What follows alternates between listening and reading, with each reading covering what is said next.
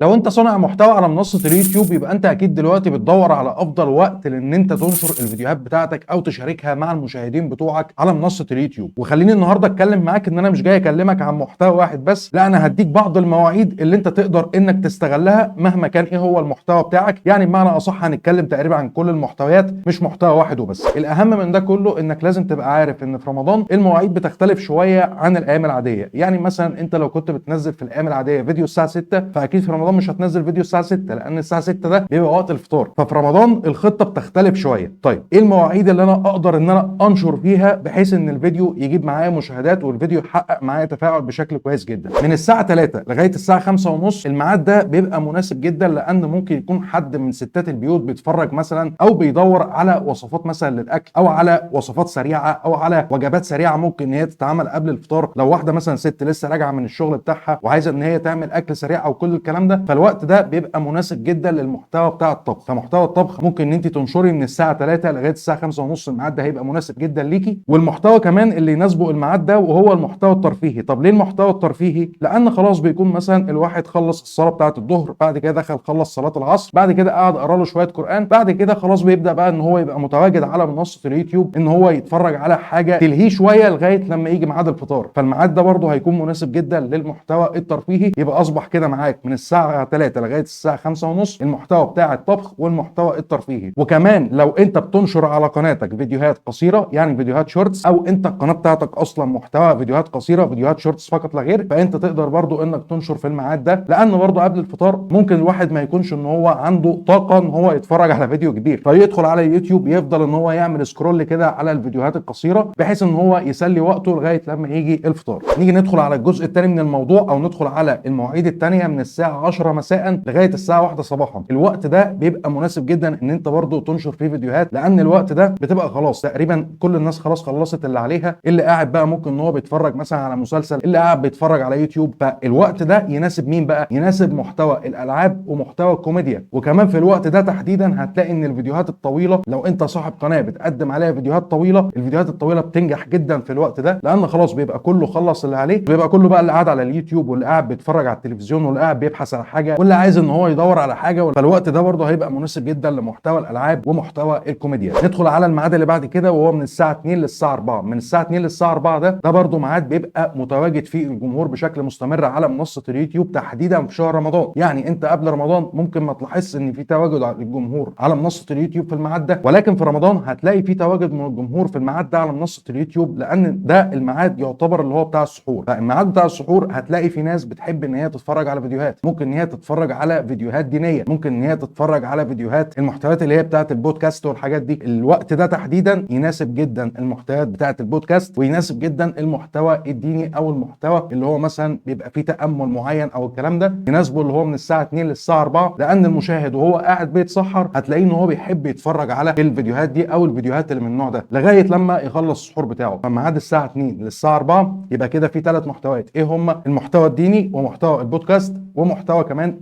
الحاجات اللي هي بتحث على التامل والكلام ده. وحاجه برضو عايز اقولها لك ان ممكن المحتوى الترفيهي ينشر من الساعه 8 للساعه 10. يعني من الساعه 8 بعد الفطار لغايه الساعه 10 ممكن برضو المحتوى الترفيهي يناسبه الميعاد ده بشكل كويس جدا. والميعاد ده يناسبه كمان باصحاب المحتوى التعليمي. خلاص بتبقى الناس خلصت فطار، اللي عايز بقى يتفرج شويه مثلا على حاجه ممكن ان هي حاجه تضحكه، اللي عايز مثلا ان هو يدخل يبدا يتعلم حاجه معينه او يبدا يبحث على حاجه معينه يبدا ان هو يتعلمها او يبدا ان هو يكتسب خبره فيها. فاصحاب المحتوى التعليمي ايا كان ايه المحتوى التعليمي بتاعك، سواء انت مثلا بتقدم ربح من اليوتيوب، انت بتشرح برامج، انت بتشرح اي حاجه في الحياه، فالميعاد اللي هو من الساعه 8 لغايه الساعه 10 بعد الفطار هيبقى مناسب جدا ليك. لان الميعاد ده تحديدا برضه بيبقى زي كده ما احنا بنقول بالبلدي وقت الذروه، فده هيفيدك برضه بشكل كويس جدا وهيبقى مناسب ليك لو المحتوى بتاعك تعليمي او المحتوى بتاعك ترفيهي. وخليني برضه في الاخر اديك بعض النصايح اللي انت المفروض انك تمشي عليها بحيث انك الفيديو بتاعك يتنشر في الوقت المناسب. ايه هي بعض النصايح دي؟ الحاجه الاولانيه، انا مش عايزك ان انت تعتمد على النشر اليدوي. يعني ايه النشر اليدوي؟ يعني بمعنى اصح انا مش عايزك ان انت تبقى حاطط مثلا الفيديو على القناه وتيجي تدخل على القناه في الوقت اللي انت عايز تنشر فيه الفيديو وبعد كده تروح ناشر الفيديو. لا،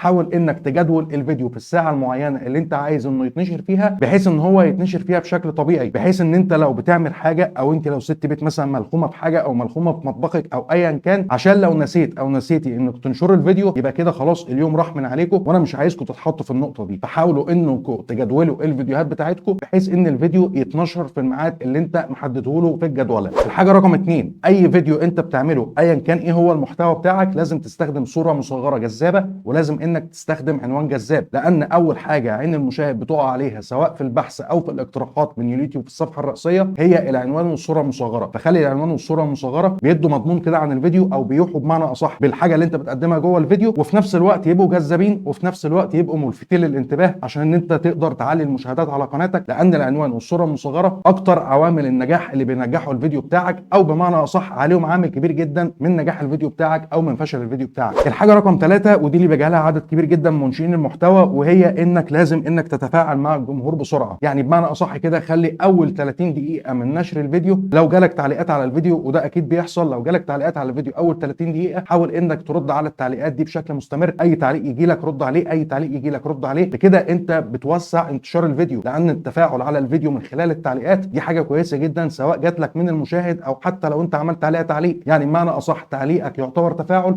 وتعليق المشاهد كمان يعتبر تفاعل. فخليك متفاعل مع جمهورك اول 30 دقيقه من نزول الفيديو، لان ده هيفرقه بشكل كبير جدا مع الفيديو بتاعك، وهيخلي الفيديو بتاعك كمان انتشاره اسرع. وفي النهايه لو انت مش حابب مثلا اي وقت من اللي انا قلته لك، او شايف ان الاوقات اللي انا جيت قلتها لك في الفيديو بتاع النهارده مش مناسبه مثلا ليك او مش مناسبه للمحتوى بتاعك، ساعتها بقى ولا ترجع لي ولا ترجع لك. يعني ايه يا عم هشام الكلام ده؟ يعني بمعنى اصح بوست حلو كده على المنتدى بتاع قناتك تسال فيه الجمهور بتاعك انتوا بتحبوا تشوفوا الفيديوهات امتى؟ بتحبوا ان انتوا تشوفوا الفيديوهات في قناتي الساعه كام؟ الجمهور بتاعك او الجمهور اللي بيتابعك هتلاقيه ان هو بيحب يشوفك في ساعه معينه او في ساعه محدده، فتقدر انك تعمل مشاركه على المنتدى تاخد فيها راي الجمهور، وعلى اساس اللي الجمهور هيديهولك اول ميعاد بمعنى اصح اللي هتلاقي عليه تفاعل كبير جدا من الجمهور هو ده اللي انت تبدا انك تنشر فيه. وبالمناسبه برضو بما ان ده اول فيديو انا اعمله في رمضان، فعايزك برضو تنزل تقول لي تحت في التعليقات انت تحب انك تشوف الفيديوهات مني في قناتي الساعه كام، عشان اقدر برضو ان انا انشر لك الفيديو في الساعه اللي انت بتحبها. لو عندك اي استفسار او عندك اي سؤال انزل اكتب لي تحت في الكومنتات وهتلاقيني برد عليك. لايك وشير وسبسكرايبك، واشوفك الفيديو الجاي.